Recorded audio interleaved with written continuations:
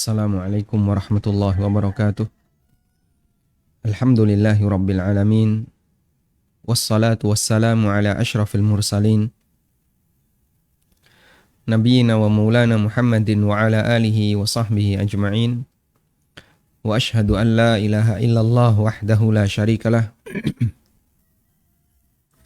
Wa ashhadu anna Muhammadan abduhu wa rasuluh. Sallallahu alaihi wa ala alihi wa sahbihi wa sallama tasliman katsira. Thumma amma ba'd. Alhamdulillah, kembali kita melanjutkan pelajaran rutin kita dengan membaca buku tafsir salat. Dan insyaallah di kesempatan kali ini kita akan mengupas tentang keutamaan surat Al-Fatihah. Selanjutnya kita akan bahas tentang dialog dengan Allah Subhanahu wa taala. Surat Al-Fatihah memiliki banyak sekali keutamaan. Di antaranya Nabi SAW menyebutnya sebagai surat yang paling agung dalam Al-Quran, yaitu Al-Quranul Azim. Disebutkan dalam hadis dari Abu Sa'id bin Al-Mu'alla radhiyallahu anhu bahwa Nabi SAW bersabda, "La'u'allimannaka suratan hiya a'zamu suratin fil Qur'an." Akan aku ajarkan kepada kamu satu surat, di mana surat itu merupakan a'zamu suratin fil Qur'an, surat yang paling agung dalam Al-Qur'an. Qala, kemudian Nabi SAW bersabda, "Alhamdulillahi rabbil alamin, hiya sab'ul mathani wal Qur'anul azim alladhi utituhu." Lalu kata Nabi SAW, Alhamdulillahi rabbil alamin adalah as-sab'ul mathani, 7 ayat yang diulang-ulang, dan itu merupakan Al-Qur'anul azim alladhi utituhu, yang dimana Allah Subhanahu wa ta'ala berikan kepadaku. Dan itu merupakan Al-Qur'anul azim yang diberikan kepadaku.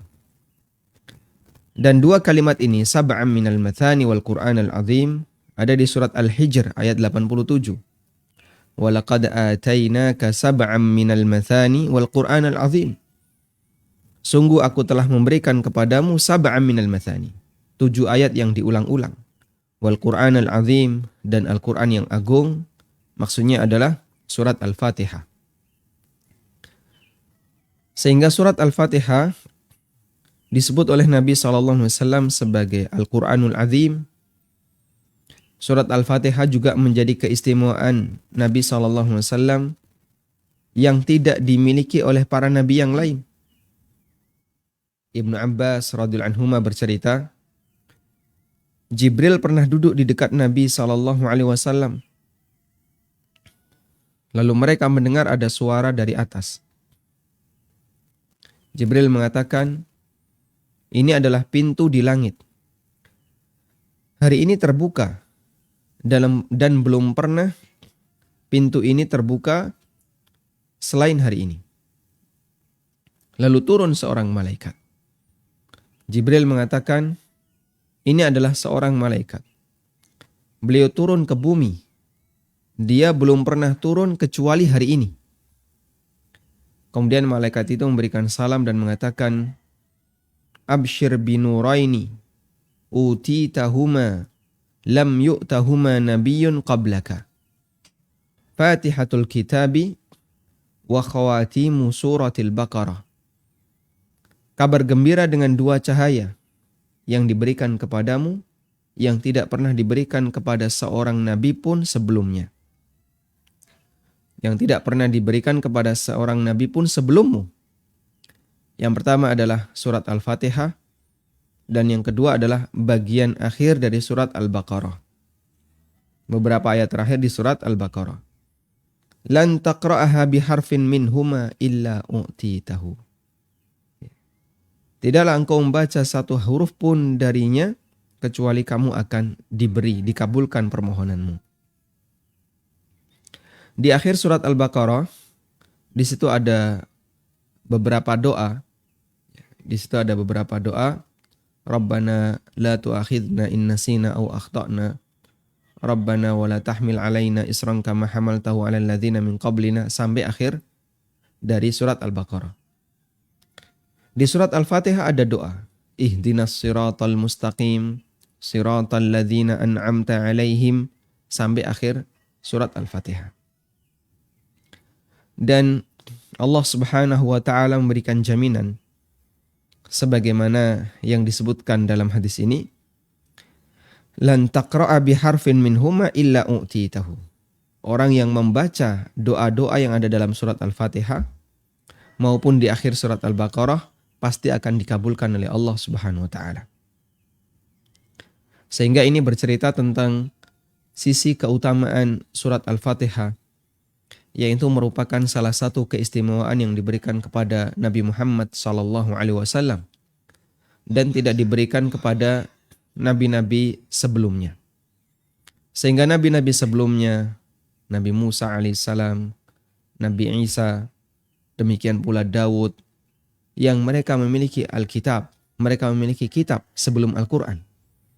Namun dalam kitabnya tidak ada doa sebagaimana yang tercantum di akhir surat Al-Baqarah, dan tidak ada lafaz sebagaimana yang ada dalam surat Al-Fatihah. Karena ini bagian dari keistimewaan yang diberikan oleh Allah Subhanahu wa taala kepada Nabi Muhammad sallallahu alaihi wasallam. Nah, jamaah yang dimuliakan Allah Subhanahu wa taala, terkait pembahasan apakah ada ayat Al-Qur'an yang lebih utama dibandingkan ayat yang lain? Ulama berbeda pendapat. Apakah ada ayat Al-Qur'an yang statusnya lebih utama dibandingkan ayat yang lain? Sebagian ada yang mengatakan bahwa semua ayat Al-Qur'an statusnya sama. Sehingga baik surat Al-Fatihah maupun surat-surat yang lainnya semuanya statusnya sama. Karena semuanya adalah kalamullah dan semua firman Allah statusnya sama. Kemudian pendapat yang kedua bahwa ada sebagian dari ayat Al-Qur'an yang lebih utama dibandingkan ayat yang lain. Meskipun semua statusnya adalah kalamullah. Dengan bukti bahwasanya Nabi SAW menyebutkan keutamaan surat tertentu atau ayat tertentu. Seperti misalnya surat Al-Fatihah, kemudian 2 ayat terakhir surat Al-Baqarah, ayat kursi, surat Al-Ikhlas, dan beberapa surat tertentu yang lainnya yang memiliki keutamaan dibandingkan surat yang lain atau ayat yang lain. Dan pendapat yang kedua ini merupakan pendapat jumhur ulama. Dan kesimpulan yang lebih tepat dalam masalah ini adalah, adakah ayat yang lebih afdol dibandingkan ayat yang lain? Nilai afdoliyah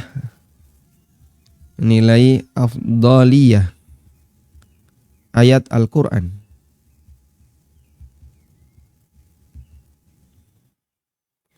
Adakah ayat Al-Quran yang lebih afdol dibandingkan ayat yang lain? Maka di situ ada 2 sudut pandang. Pertama, dilihat dari statusnya sebagai kalam Allah. Maka semua kalam Allah, semua adalah firman Allah. Dan karena semua firman Allah, maka semua dimuliakan, semua dihormati, karena semuanya adalah firman Allah Subhanahu wa taala, kalam Allah Subhanahu wa taala. Yang kedua, dilihat dari objek pembicaraan, objek pembahasan. Dilihat dari objek pembahasan, maka ayat tertentu lebih agung dibandingkan ayat yang lain. Sehingga ayat yang membahas tentang Allah Subhanahu wa taala jelas lebih agung dibandingkan ayat yang membahas tentang Fir'aun. Ayat yang membahas tentang surga dan neraka atau tentang masalah akhirat jelas lebih mulia dibandingkan ayat yang membahas masalah yang lainnya. Ayat yang membahas tentang sifat-sifat Allah, jelas lebih tinggi derajatnya dibandingkan ayat yang membahas tentang makhluknya. Sehingga dilihat dari objek pembahasannya, ada ayat tertentu yang lebih mulia dibandingkan ayat yang lain. Dan inilah pembahasan dan ini yang jadi pertimbangan jumhur ulama, bahwa nilai afdoliyah dalam Al-Quran itu ada, dilihat dari objek pembahasannya, bukan dilihat dari statusnya sebagai kalamullah Azza wa Jalla. Walhamdulillahirabbil alamin. Karena itu kalau kita perhatikan, ayat-ayat yang di situ berisi kemuliaan adalah ayat yang membahas tentang firman Allah, ayat yang membahas tentang sifat Allah. Seperti surat Al-Ikhlas. Kemudian juga ayat kursi. Kemudian juga surat Al-Fatihah yang di situ berisi pujian-pujian untuk Allah. Berikut juga doa yang sangat mulia, yaitu permohonan hidayah. Demikian pula akhir dari surat Al-Baqarah yang di situ berisi tentang doa-doa yang diajarkan oleh Allah Subhanahu wa taala dan dikabulkan oleh Allah Azza wa Jalla. Yang tentu saja pembahasan ini berbeda dengan ayat yang membahas tentang Fir'aun, membahas tentang Abu Lahab, membahas tentang Qarun, atau membahas tentang orang-orang yang durhaka di masa silam. Sehingga dilihat dari pembahasannya, firman Allah yang membahas tentang keagungan Allah, kebesaran Allah, sifat-sifat Allah, lebih tinggi derajatnya dibandingkan dengan firman Allah yang membahas makhluknya. Walhamdulillahirabbil alamin. Baik, selanjutnya kita akan beralih kepada pembahasan berdialog dengan Allah Subhanahu wa taala. Jadi seperti yang kita sampaikan pada awal-awal kajian tafsir salat, bahwa kunci dari khusyuk dalam salat adalah mengendalikan pikiran, bagaimana agar dia fokus terhadap gerakan dan bacaan yang dilakukan ketika salat. Dan salah satu di antara fokus terhadap bacaan adalah menghadirkan perasaan bahwa apa yang sedang dia baca ini memiliki makna yang agung. Dan termasuk di antaranya adalah membayangkan bahasanya sebenarnya apa yang dia baca itu direspon oleh Allah. Apa yang dibaca oleh seorang hamba ketika dia melaksanakan sholat, ketika dia membaca Al-Fatihah, hakikatnya sedang direspon oleh Allah Subhanahu wa taala. Nah, kalau direspon oleh Allah dan dia yakin itu direspon oleh Allah, maka sang hamba akan menghadirkan perasaan bahwasanya saya sedang berdialog. Sehingga ini bukan bicara searah, tapi Allah Subhanahu wa taala meresponnya. Dengan demikian akan menambah kekhusyuan, akan menambah keseriusan kita ketika kita membaca surat Al-Fatihah dalam sholat. Karena tentu saja berbeda ya.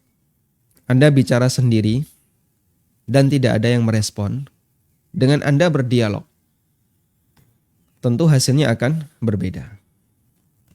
Ketika seorang muslim membaca surat Al-Fatihah pada saat sholat, hakikatnya dia sedang berdialog dengan Allah Subhanahu wa taala. Mari kita simak hadis berikut sambil memperhatikan terjemah per ayat dari surat Al-Fatihah. Hadis dari Abu Hurairah radhiyallahu anhu, Nabi SAW bersabda, Qala Allah Ta'ala, Allah berfirman. Berarti statusnya adalah hadis qudsi. Allah berfirman, Qasamtus salata baini wa baina abdi nisfain. Wali abdi ma sa'ala. Aku membagi salat antara diriku dengan hambaku menjadi dua. Aku bagi salat antara diriku dengan hambaku menjadi dua. Wali abdi ma sa'alah. Dan hak hambaku, dia akan mendapatkan apa yang dia minta. Fa'idha qala al-abdu, Alhamdulillahi rabbil alamin. Coba kita perhatikan terjemahannya. Segala puji bagi Allah, Rabbul Alamin. Berarti isinya apa? Pujian untuk Allah Subhanahu wa taala dan al-i'tiraf, pengakuan bahwasanya dia adalah Rabbul Alamin, penguasa seluruh alam. Qala Allah Ta'ala, Lalu Allah Subhanahu wa taala merespon kalimat ini dengan dia berfirman, hamidani abdi. Hambaku memujiku. Hamidani abdi, hambaku memujiku. Wa idh qala ar-Rahmanir Rahim. Dan ketika orang yang salat mengucapkan ar-Rahmanir Rahim, yang Maha Pengasih dan Penyayang. Qala Allah Ta'ala, Allah Ta'ala berfirman, Athna alayya abdi. Hambaku mengulang pujian untukku. Karena pujiannya ini berulang. Ar-Rahman, Ar-Rahim. Pujiannya berulang. Dan itu mirip. Ar-Rahman, Ar-Rahim. Dari asal kata yang sama, yaitu rahmah. Maka Allah Subhanahu wa ta'ala ketika dipuji semacam ini, Allah Subhanahu wa ta'ala menyampaikan respon, Athna alayya abdi. Hambaku mengulang pujian untukku. Wa idza qala maliki yaumiddin. Ketika hambaku mengucapkan maliki yaumiddin, qala, maka Allah Subhanahu wa ta'ala merespon, majjadani abdi. Hambaku mengagungkanku. Sehingga 3 kali kita memuji Allah Subhanahu wa ta'ala. Alhamdulillahi rabbil alamin. Ar-Rahmanir Rahim. Maliki yaumiddin. Allah Subhanahu wa ta'ala memberikan respon yang berbeda. Wa qala marratan fawwadda ilayya abdi. Dalam riwayat yang lain Allah Subhanahu wa ta'ala berfirman, fawwadda ilayya abdi. Hambaku telah menyerahkan kepadaku, telah pasrah kepadaku. Fa idza qala iyyaka na'budu wa iyyaka nasta'in, qala hadza baini wa baina abdi. Ketika sang hamba mengucapkan iyyaka na'budu wa iyyaka nasta'in, maka Allah mengatakan, ini antara hambaku, ini antara aku dengan hambaku. Hadza baini wa baina abdi. Ayat ini antara aku dengan hambaku. Wali abdi ma sa'ala. Dan hambaku mendapatkan sesuatu sebagaimana yang dia minta. Fa idza qala, kemudian di 3 ayat yang terakhir, ketika orang yang salat mengucapkan ihdinas siratal mustaqim, siratal ladzina an'amta 'alaihim ghairil maghdubi 'alaihim waladdallin. Berikanlah aku petunjuk ke jalan yang lurus, yaitu jalan orang-orang yang telah Engkau beri nikmat kepada mereka. Bukan jalan orang yang Kau murkai, bukan jalan orang yang dimurkai, dan bukan pula jalan orang yang sesat. Qala, Allah Subhanahu wa ta'ala berfirman, hadza li 'abdi wa li 'abdi ma sa'ala. Ini untuk hambaku, dan bagi hambaku apa yang dia minta. Masya Allah. Seperti itulah respon yang diberikan oleh Allah Subhanahu wa ta'ala kepada hambanya pada saat sang hamba membaca surat Al-Fatihah ketika sholat. Sehingga sebenarnya dia tidak bicara searah, tapi Allah Subhanahu wa ta'ala meresponnya. Dan tentu saja kita tidak mendengar suara Allah, kita tidak melihat bagaimana Allah merespon, tapi kita yakin Allah merespon. Berdasarkan hadis ini, hadis riwayat Ahmad, Muslim, dan yang lainnya. Nah, ketika itu kita hadirkan dalam perasaan hati kita pada saat kita sholat, maka semangat untuk khusyuk, ya, kita akan lebih fokus dengan bacaan Al-Fatihah yang kita ucapkan dalam sholat sambil bersedekap. Kita meyakini kita sedang menghadap Allah Subhanahu wa ta'ala. Akan muncul perenungan yang maksimal ketika kita beribadah kepadanya. Sekarang coba kita lihat keterangan hadis. Hadis ini menunjukkan bahwa Al-Fatihah adalah rukun sholat. Karena Allah menyebut Al-Fatihah dengan kata sholat. Dalam hadis, Allah Ta'ala mengatakan, qasamtus salata baini wa baina abdi. Aku membagi as-salah. Maksudnya adalah Al-Fatihah yang dibaca ketika salat. Sehingga dari sini bisa disimpulkan bahwa Al-Fatihah adalah rukun salat karena Allah Ta'ala menyebut Al-Fatihah dengan sebutan as-salah. Kemudian surat Al-Fatihah disebut salat karena surat ini dibaca saat salat. Dan seorang hamba yang membaca surat ini ketika salat, dia hakikatnya sedang melakukan dialog dengan Rabb-nya. Rabbul Izzah, Azza wa Jal. Dia sedang berdialog dengan penciptanya.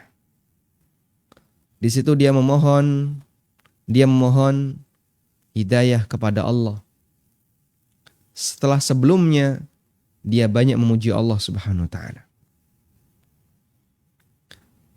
Kemudian Allah membagi bacaan surat Al-Fatihah dalam salat menjadi dua. Setengah untuk Allah dan setengah untuk hamba.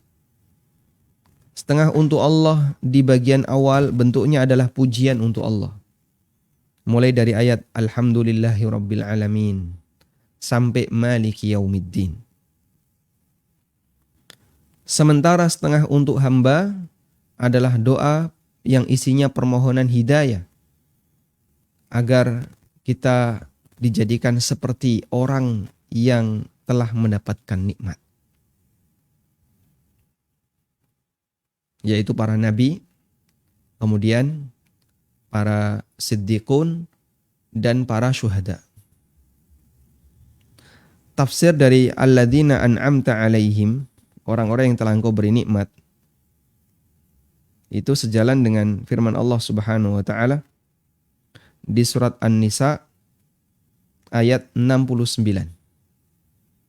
Anda bisa catat bahwa makna an'amta alaihim, siratal ladzina an'amta alaihim, siapakah an'amta alaihim? Mereka disebutkan oleh Allah di surat An-Nisa ayat 69.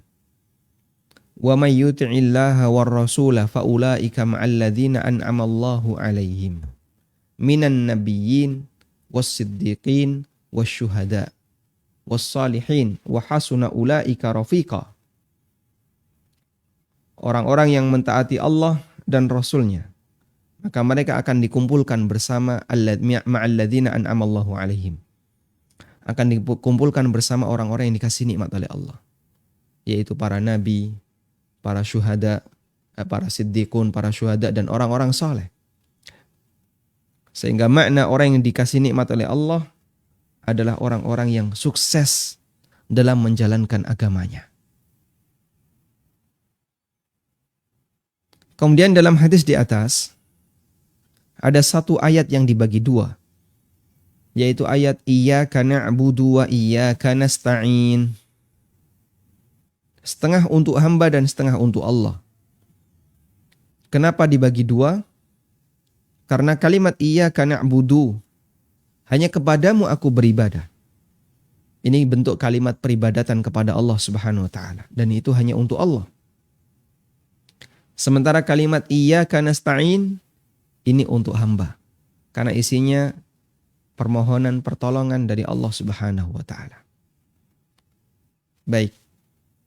Dari sinilah kita sebelumnya mengambil sebuah kesimpulan fikih bahwa Bismillahirrahmanirrahim bukan bagian dari surat Al-Fatihah. Atau kita mengambil kesimpulan khilaf terkait masalah qiraah bahwa Bismillahirrahmanirrahim bukan bagian dari surat Al-Fatihah. Karena Allah Subhanahu wa taala mengawali pembacaan Al-Fatihah dalam salat dengan kalimat Alhamdulillahirabbil alamin. Qasamtus salata, aku bagi salat menjadi dua, baini wa baina abdi. Fa idza qala abdi alhamdulillahirabbil alamin. Jika hambaku mengucapkan alhamdulillahirabbil alamin, yang itu mengisyaratkan bahwa awal dari surat Al-Fatihah adalah alhamdulillahi rabbil alamin. Dan proporsional nanti ya, jadinya proporsional. Kita coba perhatikan. Allah mengatakan bahwa ayat yang keempat itu dibagi menjadi dua. Jadi Al-Fatihah ada 7 ayat. Al-Fatihah ada 7 ayat. Ini dengan asumsi bismillah bukan termasuk ayat pertama. Asumsi bismillah bukan ayat pertama, tapi ayat pertamanya adalah apa? Alhamdulillahirabbil alamin. Ayat 1 berisi pujian dalam bentuk tahmid, alhamdulillahirabbil alamin. Ayat 2 juga sama, berisi pujian. Ayat yang ketiga sama, berisi pujian. Sehingga ayat 1, 2, 3, 3 ayat berturut-turut isinya pujian untuk Allah Subhanahu wa taala. Ayat yang keempat, iyyaka na'budu wa iyyaka nasta'in, ya, dibagi 2. Begini ya. Ayat yang keempat dibagi 2, atau saya taruh di sini. Ayat yang keempat dibagi 2. Ayat yang kelima, 6, 7. Semua berisi doa. Doa, doa, doa. Yang ini merupakan bagian hamba. Sedangkan pujian ini bagian Allah. Sehingga proporsional ya. 3 ayat yang pertama bagian Allah Subhanahu wa taala, isinya pujian untuk Allah. 3 ayat yang terakhir bagian hamba karena bentuknya doa. 1 ayat di tengah dibagi menjadi 2, yaitu lafaz iyyaka na'budu wa iyyaka nasta'in. Iyyaka na'budu wa iyyaka nasta'in. Sehingga kita bisa perhatikan, jika kita mengambil pendapat bahwa surat Al-Fatihah 7 ayat dan ayat pertama adalah alhamdulillahirabbil alamin bukan basmalah, akan terjadi keseimbangan seperti ini. Lain halnya kalau bismillahirrahmanirrahim, adalah ayat pertama dari surat Al-Fatihah. Ya. Sehingga kita buat skema yang sama. Basmalah ayat pertama. Jadinya ayat 1 basmalah. Begini. Ayat 2 pujian hamdalah. Lalu ayat 3. Ayat 3 apa? Ar-Rahmanir Rahim, pujian lagi, tapi bukan hamdalah. Ayat yang keempat, pujian lagi. Ya? Ayat yang kelima, baru di sini. Ihdinas siratal mustaqim, doa. Ihdinas siratal mustaqim. Ayat yang keenam, jadinya ayat yang kelima saya taruh di sini, atau begini, kita pakai sistematika seperti sebelumnya ya. Ayat yang keempat bunyinya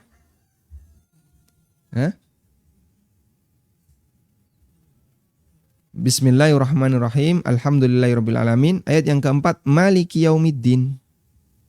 Maliki yaumiddin. Baik. Ayat yang kelima, iyyaka na'budu wa iyyaka nasta'in. Iyyaka. Ayat yang keenam, doa ihdinas siratal mustaqim, doa hidayah. Ayat yang ketujuh juga sama, doa hidayah. Nah, jadinya nanti tidak terjadi keseimbangan seperti ini ya. Di mana ada ayat yang dibagi menjadi 2. Ada ayat yang dibagi menjadi 2. Dan ayat yang dibagi menjadi 2 itu jadinya di posisi serong kanan. Lebih berat ke arah kanan. Karena dia berada di ayat yang kelima. Beda kalau dia di nomor 4. Kalau di nomor 4 jadinya dia seimbang. Berada di tengah. Baik. Nah, ini salah satu di antara penjelasan tafsir dari hadis hadis dialog dengan Allah Ta'ala. Dan itu yang menguatkan pendapat bahwa Bismillahirrahmanirrahim bukan ayat pertama dari surat Al-Fatihah. Dengan tetap memperhatikan kemarin bahwasanya ulama khilaf dalam masalah ini. Sebagian ada yang mengatakan Bismillah bagian dari Al-Fatihah dan ada yang mengatakan bukan bagian dari Al-Fatihah. Ada khilaf di sana. Namun kita mengambil pendapat bahwasanya Bismillahirrahmanirrahim bukan ayat pertama dari surat Al-Fatihah dengan pertimbangan sebagaimana yang tadi kita baca, yaitu hadis riwayat Muslim, Ahmad dan yang lainnya tentang berdialog dengan Allah Subhanahu wa taala saat kita membaca surat Al-Fatihah. Selanjutnya,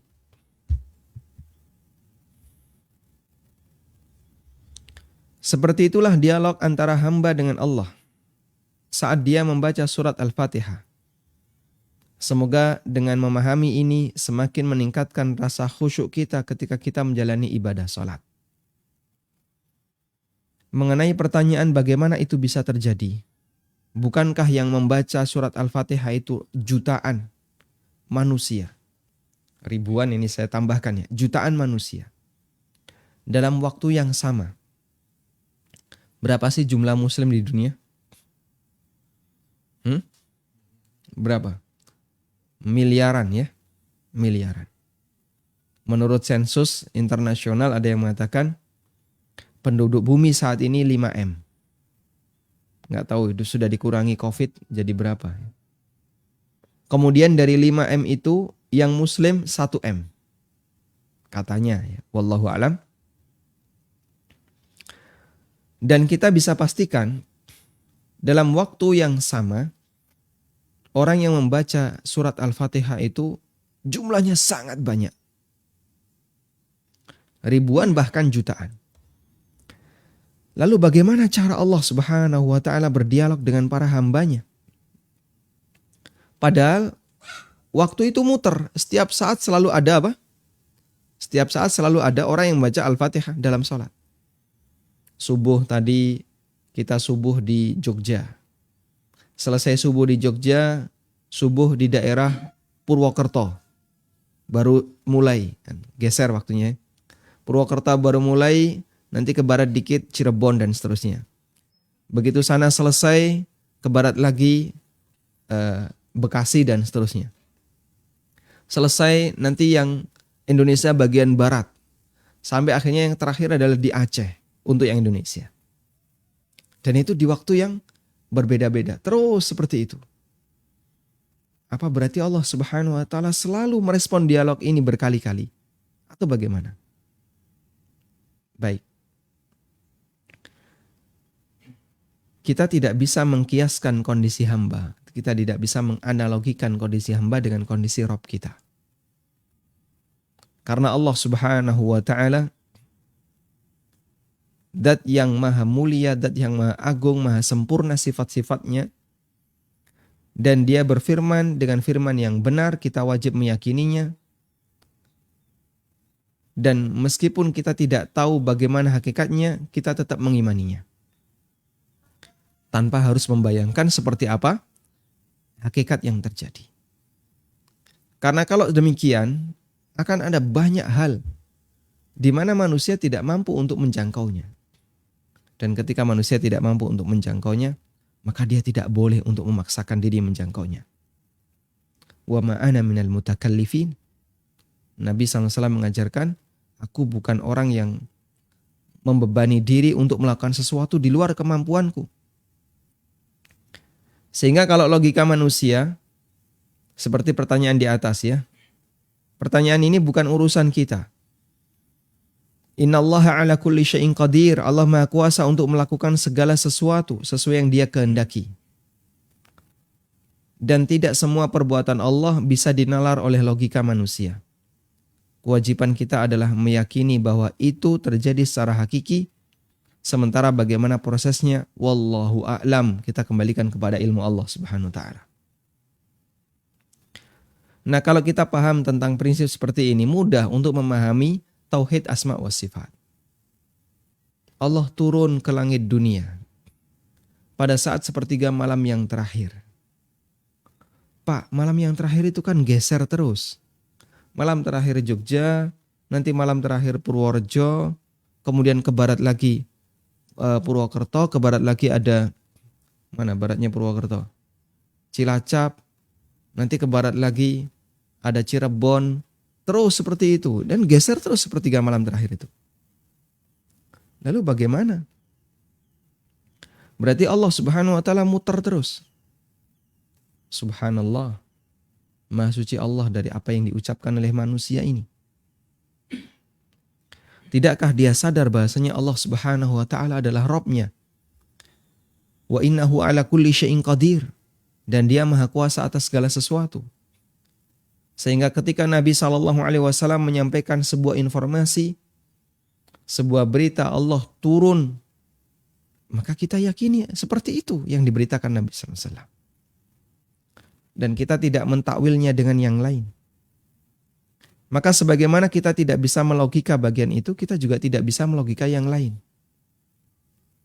Coba, dalam waktu sesaat, manusia berdoa bersama-sama dengan aneka permohonan yang berbeda-beda di satu tempat yang sama. Yang jumlahnya jutaan. Kapan itu? Ketika di Padang Arafah. Ketika sedang wukuf di Arafah. Wukuf di Arafah dengan jumlah manusia jutaan dari berbagai negara, berbagai bahasa, dengan permohonan yang berbeda-beda, mereka berdoa. Yang ini minta dilunasi utangnya, yang ini minta lunas utangnya, yang ini minta agar KPR-nya segera selesai, yang ini minta ini. Dengan permohonan yang berbeda-beda. Lalu bagaimana cara Allah mengabulkan mereka semua? Padahal permohonannya berbeda-beda, kemudian bahasanya berbeda-beda, dan itu dilakukan di waktu yang sama. Mendengarkan banyak sekali doa di waktu yang sama. Kita saja, kalau misalnya ada orang yang ngajak bicara, lalu ada orang lain ngajak bicara, orang ketiga ngajak bicara. Bisa nggak kita menerima pembicaraan dari 3 orang bersamaan? Kita nggak bisa. Terus bagaimana dengan Allah Ta'ala? Padahal ini jutaan manusia. Makanya jangan disamakan antara Allah dengan makhluk. Dan sebab terbesar orang melakukan penyimpangan dalam masalah asma wa sifat adalah ketika dia mau menyamakan Allah dengan makhluk. Sehingga ketika dia dapat informasi tentang tauhid, asma wa sifat, dia logika dulu. Kayaknya ini kok gak nyambung. Kenapa? Karena dia analogikan dengan manusia, dengan makhluk. Ya seperti itu akhirnya. Kemudian ujung-ujungnya menolak hadis itu. Atau memberikan takwil yang takwilnya terlalu jauh. Waliyadzubillah. Makanya kita bersyukur kepada Allah Subhanahu wa ta'ala ketika Allah jadikan kita sebagai hambanya yang sehat akal, sehingga akal yang sehat ini kita jaga dengan cara jangan ikut campur untuk memikirkan bagian yang tidak bisa dilogika. Di saat itulah akal kita paksa untuk tunduk, ikuti saja sebagaimana informasi yang kau dapatkan. Dan itulah bahasa iman. Wallahu a'lam. Baik, walhamdulillahirabbil alamin. Kita telah menyelesaikan bagian muqaddimah dari surat Al-Fatihah. Dan insya Allah di pertemuan berikutnya kita akan membaca tentang renungan Al-Fatihah. Agar apa yang kita baca ketika sholat akan semakin bermakna. Wassallallahu ala nabiyyina Muhammadin wa ala alihi wa sahbihi wasallam. Donasi pembangunan Madinah Islamic Primary School Unit Kerajaan Yayasan Amal Abadi Indonesia yang dibina oleh Ustadz Aminur Bait STBA Hafizahullah saat ini tengah membangun gedung sekolah dasar Tahfizul Quran Madinah Islamic Primary School atau STTQ MIPS Unit Kerajaan. Gedung ini dibangun di atas tanah seluas 646 meter persegi. Perkiraan biaya untuk pembangunan tahap pertama mencapai 2,6 miliar rupiah. Salurkan donasi Anda untuk pembangunan STTQ MIPS melalui rekening atas nama Yayasan Amal Abadi Indonesia, Bank Mandiri Syariah di nomor rekening 7441049999. Konfirmasi dan info donasi hubungi 082 12345 7441. Jazakumullahu khairan. من ذا الذي يقرض الله قرضا حسنا فيضاعفه له وله أجر كريم. Alhamdulillahirrahmanirrahim. Selanjutnya kami persilahkan bagi Anda yang mau bergabung. Assalamualaikum warahmatullahi wabarakatuh, Ustadz. Waalaikumsalam warahmatullahi wabarakatuh. Ustadz, gimana hukumnya sholat di masjid yang ada tiang besar dan soft terpisah oleh tiang? Jazakallahu khairan, Ustadz. Bagaimana hukum sholat di masjid yang di situ ada tiang besar dan soft terpisah dengan tiang? Masjid Nabawi banyak sekali tiang yang besar-besar ya. Bahkan tangan manusia dewasa nggak sanggup untuk kemudian merangkul tiang itu, saking besarnya. Dan di bawah tiang ada tempat-tempat sandal, ada juga tempat Al-Quran, dan itu dibedakan ya. Ada yang menjadi tempat sandal, ada yang menjadi tempat Al-Quran. Dan terkadang softnya terputus dengan tiang ini. Meskipun juga sudah banyak peringatan, sebaiknya tidak memutus soft. Namun jumlah manusia yang sedemikian banyak sekali untuk bisa diatur dan mereka seragam dalam aturan itu sangat susah. Terus bagaimana hukum sholat di masjid semacam ini? Ya, jawabannya sah sholatnya. Statusnya sah. Hanya saja Anda perlu perlu kemudian memilih soft yang benar. Jika ada soft yang tidak terputus tiang, sebaiknya Anda pilih itu. Sehingga dengan demikian Anda bisa sholat jamaah dengan pahala yang lebih sempurna. Meskipun kalau kemudian ada soft yang terputus tiang, bukan berarti sholatnya batal, namun akan lebih sempurna ketika softnya tidak terputus tiang. Karena itu disebutkan dalam hadis yang sahih, naha Rasulullah sallallahu alaihi wasallam anis salati bainas sawari. Nabi sallallahu alaihi wasallam melarang orang sholat di antara tiang. Karena kalau sholat di antara tiang, ini ada tiang, ya, ini orang-orang yang sholat, ada tiang, maka nanti akan terputus dengan orang yang baris di shaf berikutnya. Wallahu a'lam. Nah, silahkan. Assalamualaikum Ustaz. Waalaikumsalam warahmatullahi. Silahkan. Ustaz, berdasarkan tadi apa yang dijelaskan Ustaz, jadi kalau sholat itu yang pertama kali kita kan baca takbiratul Allahu Akbar, terus doa istighfar, terus selanjutnya langsung alhamdulillah ya Ustaz. Baik. Terus selanjutnya dulu ada dua pertanyaan Ustaz. Yang kedua, kita kan kalau sholat tuh kan udah rapih nih Ustaz pakai mukena. Nah terus udah itu selesai sholat ternyata ada rambut kita yang kelihatan Ustaz. Nah kita harus ulang sholat kita atau gimana Ustaz? Terima kasih Ustaz. Nah. Baik, untuk yang pertama, begitu kita selesai membaca iftitah, apa yang harus kita baca? Apakah langsung alhamdulillahirabbil alamin? Jawabannya adalah kita membaca sesuai dengan urutan. Sebelum baca Al-Fatihah kita baca apa?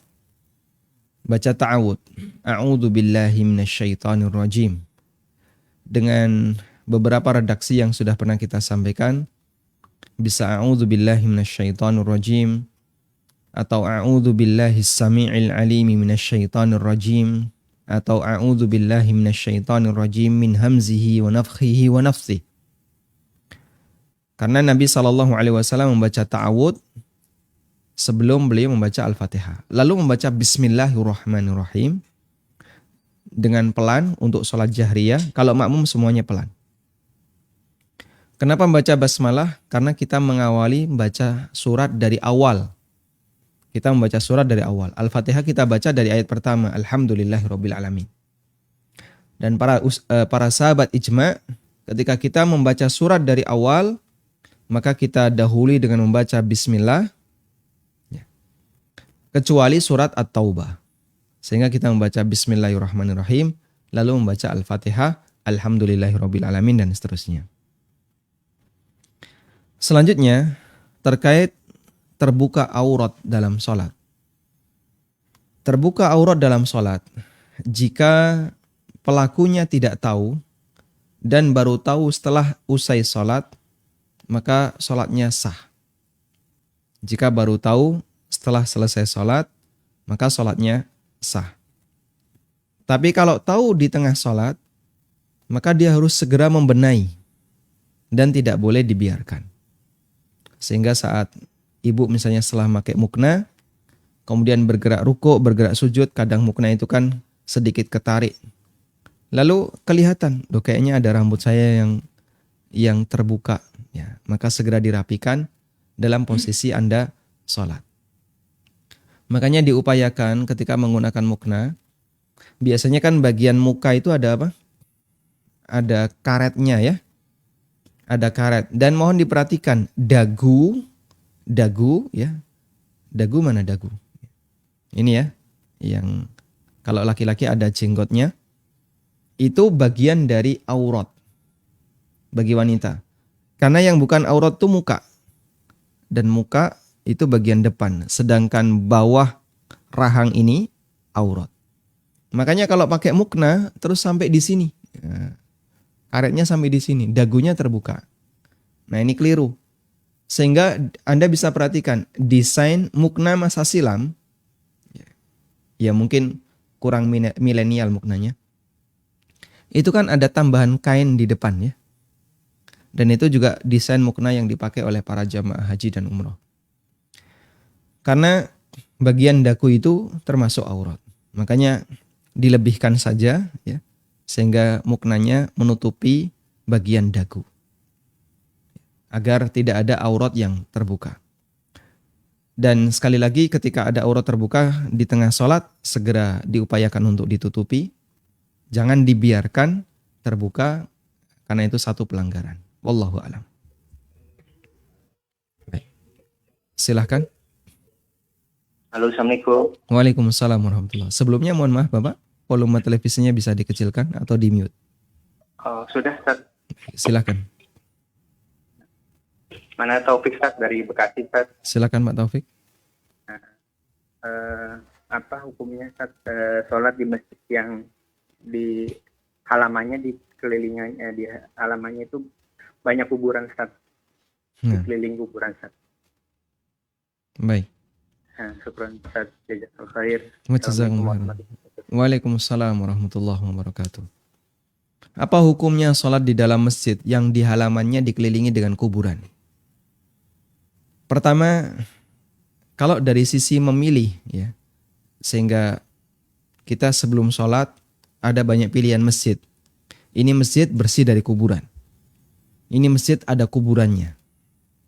Maka lebih ditekankan untuk memilih masjid yang di situ tidak ada kuburannya.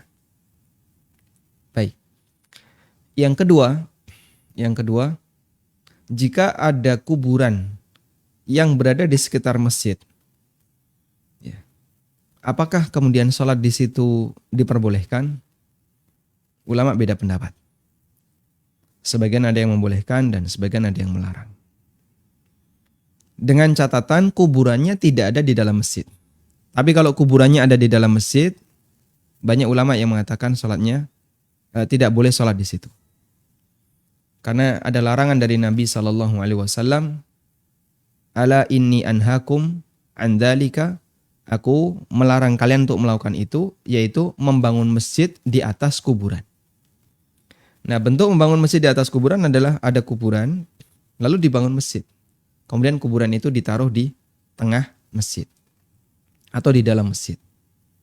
Dan itu dilarang oleh Nabi SAW.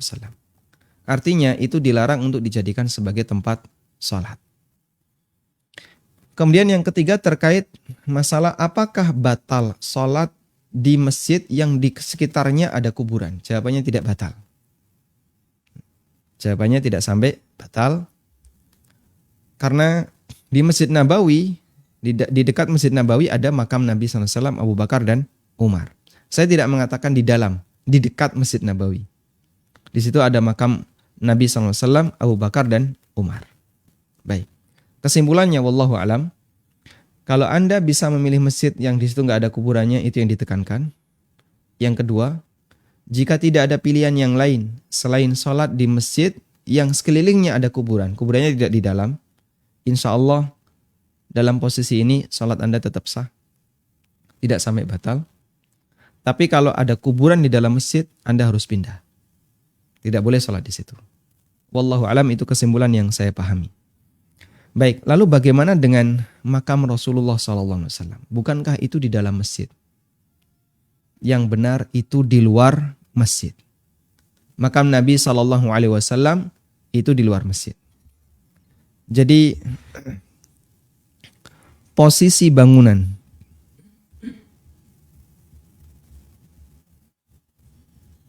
ada yang fisik, perhitungannya secara fisik, ada hukum. Makam Nabi SAW secara fisik dia di dalam masjid. Di dalam, secara fisik. Tapi secara status hukum di luar. Kok bisa, Pak?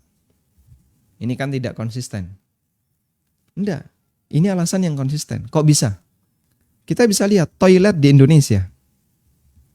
Toilet masjid di Indonesia. Di mana toiletnya? Di dalam masjid. Boleh nggak kencing dalam masjid?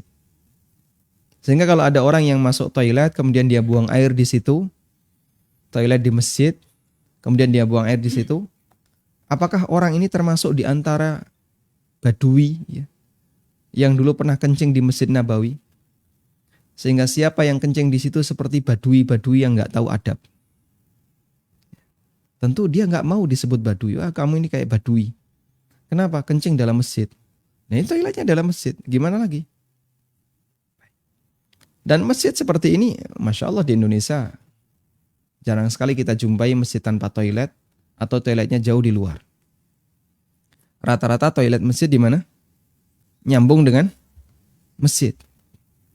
Sehingga kalau kita bicara toilet masjid yang dia nyambung dengan masjid, ya, maka saat orang buang air di toilet seperti ini, apakah dia dihukumi sebagaimana orang yang kencing di masjid?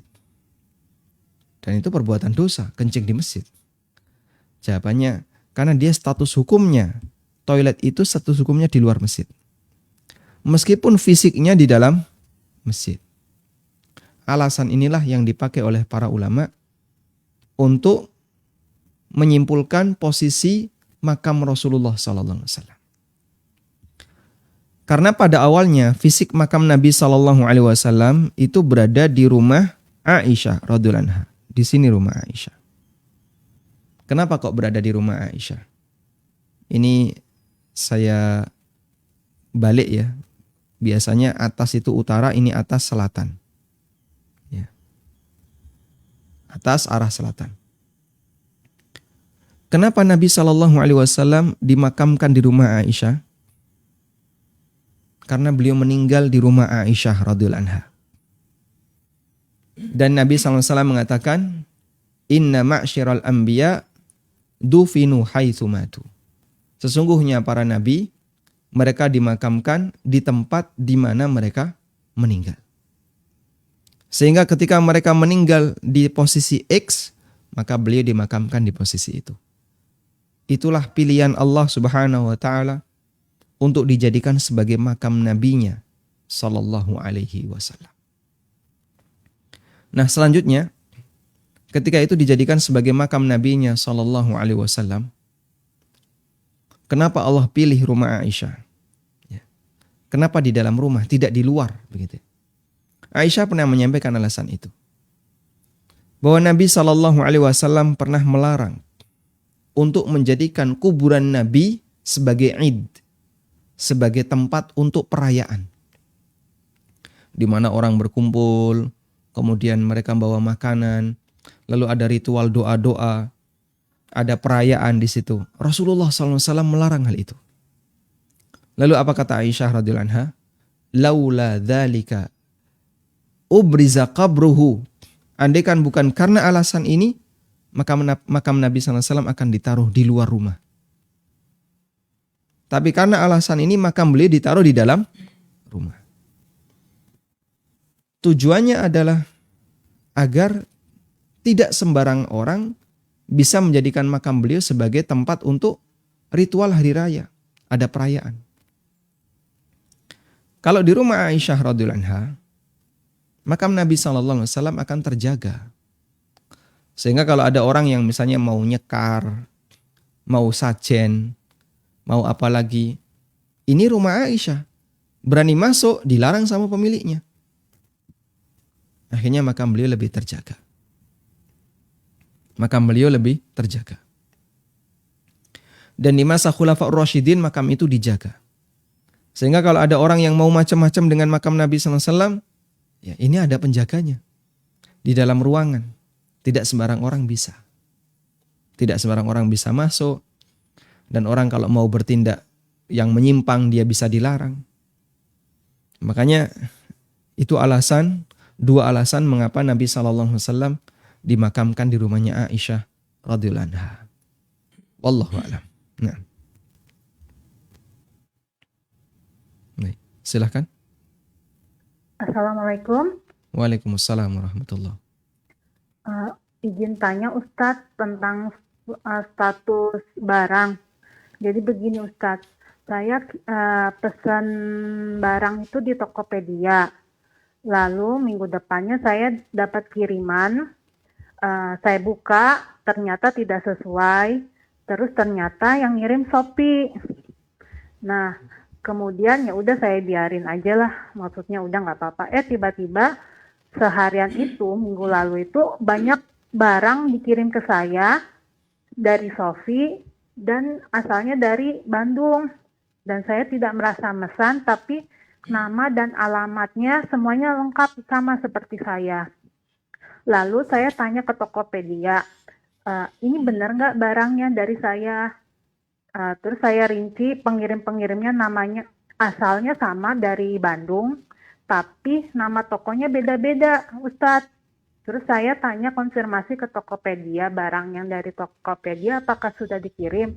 Dia bilang belum. Terus lalu saya tanya, ini barangnya kamu yang kirim? Iya, terima kasih, kayak gitu. Ini beneran? Iya, terima kasih, kayak gitu. Gitu sih Ustadz. Jadi yang saya tanyakan status barang saya seperti apa? Terima kasih. Masya Allah. Baik. Selama Ibu sudah yakin bahasanya itu tidak salah kirim ya, sehingga barang itu alamatnya dikirim ke tempat Ibu dan tidak ada alamat yang semisal dengan itu, artinya bukan salah kirim. Ibu yakin ini tidak salah kirim. Namanya, alamatnya udah benar, sesuai dengan posisi Ibu. Lalu Ibu sudah konfirmasi kepada pemiliknya, yaitu penjual, dan mereka sudah merelakan, alhamdulillah, yaitu ibarat seperti hadiah. Statusnya adalah hadiah, dan di posisi ini Ibu berhak untuk memiliki. Jika pengirimnya sadar mengirim itu ke Ibu, dan mereka tidak minta bayaran apapun, ya Ibu pahami itu sebagai hadiah. Wallahu a'lam. Assalamualaikum Ustaz. Waalaikumsalam warahmatullahi. Apakah Allah Subhanahu wa taala tetap merespon bacaan Al-Fatihah hamba yang membacanya dengan tidak khusyuk? Apakah Allah akan merespon bacaan Fatihah hamba ketika dia tidak khusyuk? Wallahu a'lam, saya tidak tahu. Cuman kita sampaikan hadis ini sebagaimana teks yang ada, dan terdapat sebuah hadis di mana Nabi SAW mengatakan, Innallaha la yastajibu du'a min qalbin lahin. Allah tidak merespon doa dari hati yang lalai. Karena kadang ada orang yang berdoa tapi ya cuman sebatas di lisan saja, nggak sampai masuk ke dalam batinnya, sehingga tidak ada nyangkut dalam hatinya. Kalau seperti ini yang terjadi, ya hadza qalbun lahin, Dan doa seperti ini bagaimana mungkin akan dikabulkan oleh Allah Subhanahu wa taala. Sering kita jumpai seperti itu ya. Dalam perkumpulan misalnya banyak orang. Lalu Pak Imam berdoa. Allahumma. Jamaah amin. Ya, ketika jamaah ditanya, tadi minta apa? Wallahu alam, pokoknya yang penting turun amin. Lah kamu berdoa yang diminta apa enggak ngerti. Pak Kaumnya juga kadang membaca bahasa Arab dengan sangat cepat sampai hurufnya itu gandeng-gandeng. Kadang enggak jelas. Saya cuma dengar amin. Hadza min qalbin lahin. Ini doa dari hati yang lalai, yang dia tidak serius dalam membacanya. Bagaimana akan diijabahi? Wallahu a'lam. Baik, silakan. Assalamualaikum Ustaz. Waalaikumsalam warahmatullahi. Saya mau menanyakan, jadi karena dari dulu itu kan kebiasaan sholat itu dari kita diajarin dengan bacaan niat seperti usholi dan seterusnya. Nah sekarang sudah berusaha untuk tidak mengelafazkan itu. Cuman kadang misalkan nih kita sedang sholat yang misalkan kayak sholat malam atau sholat zuhur dari qobliyah atau ba'diyah. Ketika kita mau sholat kita tahu ini saya mau qobliyah.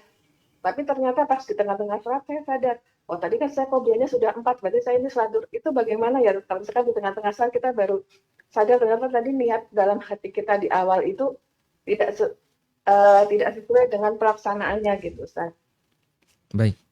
Ya gitu aja Ustaz. Jazakallahu khair. Assalamualaikum warahmatullahi wabarakatuh. Waalaikumsalam warahmatullahi wabarakatuh.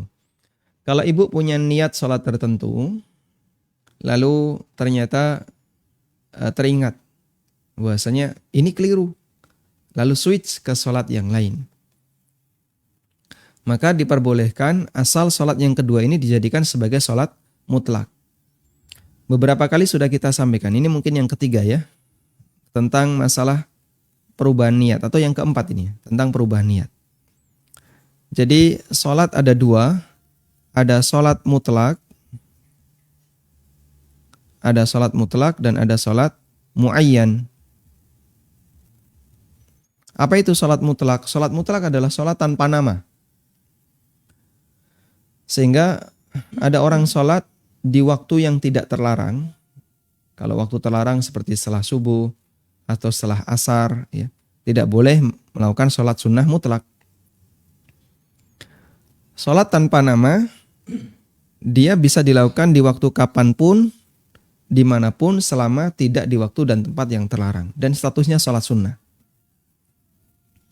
Sholat muayyan adalah sholat yang punya nama. Semua sholat wajib pasti muayyan. Dan semua sholat sunnah yang mengiring sholat wajib juga muayyan. Perubahan dari muayyan ke mutlak boleh. Tapi kalau dari mutlak ke muayyan nggak boleh. Nggak boleh ini ya. Dari mutlak ke muayyan nggak boleh. Dari muayyan ke muayyan juga nggak boleh. Jadi yang boleh hanya yang mengarah ke mutlak.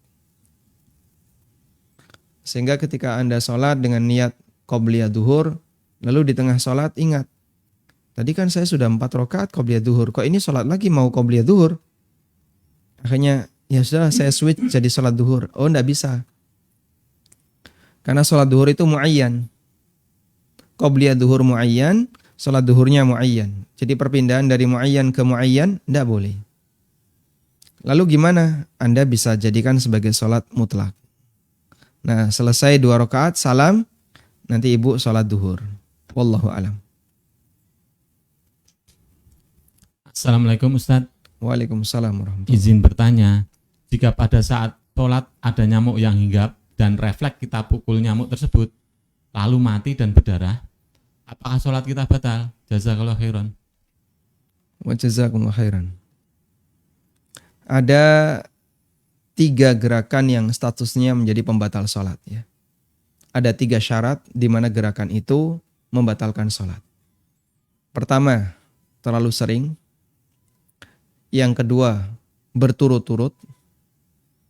Sering itu berarti intensitasnya banyak. Berturut-turut itu berarti berkelanjutan, tidak putus-putus. Habis ini. Yang ketiga, nggak ada kebutuhan.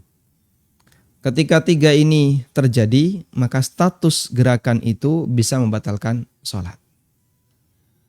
Ada orang misalnya, garuk kanan, garuk kiri, garuk depan, garuk bawah, garuk terus. Garuk terus. Berturut-turut. Dan itu di luar kebutuhan. Maka sholatnya batal. Ada sebagian yang memberikan batasan seperti ini. Jika ada orang melakukan gerakan, saking seringnya, sampai dia ketika dilihat oleh orang yang tidak sholat, seolah-olah dia tidak sedang sholat, maka gerakan itu membatalkan sholatnya. Jadi batasannya adalah keseringan gerakan itu menyebabkan orang ketika melihat dia, seolah-olah dia itu tidak sedang melaksanakan sholat. Maka orang ini gerakannya membatalkan sholatnya. Nah, sekarang kita akan gunakan teori ini untuk melihat orang yang nyeblek nyamuk ketika sholat. Ini apakah membatalkan?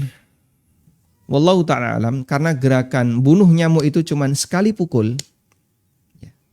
Kita kalau bunuh nyamuk kan sekali pukul ya, kalau kena mati atau dipukul berkali-kali. Sekali pukul mati. Maka insya Allah ini cuma gerakan yang tidak banyak, intensitasnya hanya sekali pukul, sehingga tidak sampai membatalkan sholat. Nah, yang jadi pertanyaan, apakah darahnya najis? Yang benar, darah yang keluar dari nyamuk itu darah manusia. Dan darah manusia yang sedikit, ulama menyatakan ma'fu. Kalau banyak, ulama khilaf. Sehingga kalau kita punya luka, lalu keluar darah cukup banyak, apakah sholat kita sah ataukah tidak? Dan pendapat yang benar sah. Dengan dalil sahabat Bishr bin Ma'bad yang beliau dipanah berkali-kali ya. Beliau dipanah berkali-kali dan beliau tidak membatalkan sholatnya. Ada di buku ya. Tentang kisah orang-orang yang khusyuk di masa silam. Maka di suasana itu beliau keluar darah berkali-kali, keluar darah dalam jumlah yang banyak, tapi beliau tidak membatalkan sholatnya. Sehingga itu dalil bahwasanya keluar darah ketika sholat tidak sampai membatalkan sholat. Di halaman berapa itu? Tentang kisah orang-orang yang khusyuk dalam sholat. Nah, Anda nanti bisa cari di halaman-halaman sebelumnya. Di mana itu menunjukkan bahwasanya para sahabat ketika sholat dalam posisi mereka terluka setelah jihad, dan ketika sholat kadang keluar darah, mereka tidak sampai membatalkan sholatnya. Wallahu alam. Selanjutnya ini ada sedikit tambahan dari keterangan saya kemarin ya, terkait masalah orang yang lupa atau ragu ketika sholat. Di sini ada keterangan yang disampaikan oleh Imam Ibnu Utsaimin dalam Majmu' Fatawa wa Rasail Ibnu Utsaimin. Saya kutipkan di sini ya. Qala asy-Syaikh Ibnu Utsaimin rahimahullah. Qala al-ulama, kata para ulama, inna syukuka la yaltafitu ilaiha fi thalathi halat. Ada tiga keraguan yang tidak perlu dipedulikan. Al-ula, yang pertama adalah antakuna mujarada wahmin. Keraguan itu sifatnya hanya bayangan. Kayaknya kok ini ya, kayaknya. Cuman bayangan aja. Sehingga sifatnya hanya was-was. La yultafatu ilaiha la haqiqata lahu, di mana dia tidak punya hakikat. Aslinya itu enggak ada. Itu cuman bayangan aja, bayangan orangnya, bayangan pelakunya. Ya. La haqiqata laha.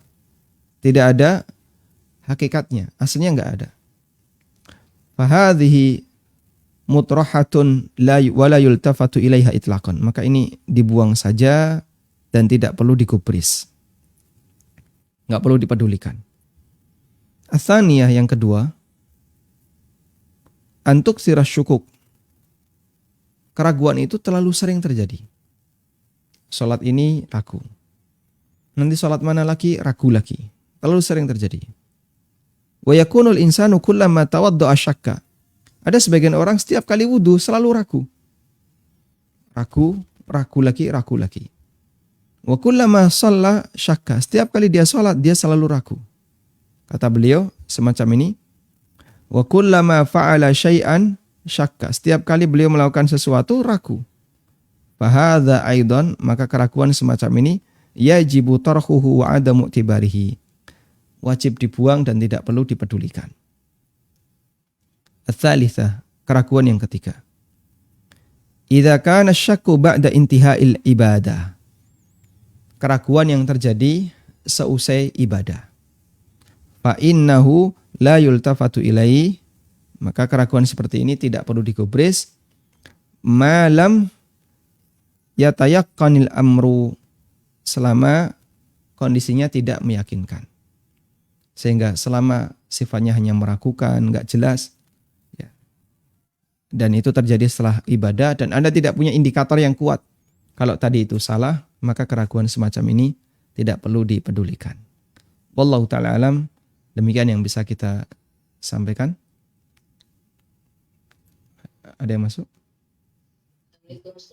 Waalaikumsalam warahmatullahi. Iya, mau tanya dua hal ini. Yang pertama, ibu saya kan sholatnya berdiri sama ruku bisa, tapi kalau sujud dan sujudnya duduk gitu, pakai kursi. Nah nanti kalau sholat tarawih, kalau misalnya begitu tetap seperti sholat di rumah begitu, nanti pas berdiri barisannya enggak lurus Ustaz. Apakah dipertahankan demikian atau duduk aja dari awal sampai salam? Baik. Cukup itu dulu Bu ya. Cukup satu dulu karena kita di penghujung acara. Nah. Tentang orang yang sholat dengan menggunakan kursi ketika ikut jamaah. Itu yang jadi acuan yang mana? Jawabannya adalah kita bicara dari sisi afdoliyah. Artinya mau pilihan pertama maupun yang kedua, insya Allah kedua-duanya sah. Cuman mana yang lebih afdol? Yang lebih afdol adalah ketika posisi kepala itu lurus dengan soft. Sehingga ketika orang sholat itu sambil duduk, posisi kepala lurus dengan soft. Kanan kirinya lurus dengan beliau. Kepalanya, meskipun kakinya di depan. Sehingga di posisi ini, pada saat beliau rukuk dan sujud, ya beliau sambil posisi duduk, dan insya Allah ini yang lebih tepat, lebih afdol. Karena yang dihitung adalah kepalanya, bukan kakinya. Wallahu a'lam. Dan insya Allah akan kita bahas khusus tentang masalah ini ya. Sholatu ahlil a'dzar, sholat orang yang punya udzur, termasuk posisi yang benar ketika sholatnya itu berdiri bisa, tapi rukuk dan sujudnya nggak bisa. Sehingga saat rukuk dan sujud dia duduk. Itu yang lebih tepat, agak maju ataukah lurus. Insya Allah akan kita bahas di pertemuan berikutnya. Demikian, semoga bermanfaat. Wassallallahu ala nabiyyina Muhammadin wa ala alihi wa sahbihi wa sallam. Wa akhiru da'wana anilhamdulillahi rabbil alamin. Wassalamualaikum warahmatullahi wabarakatuh.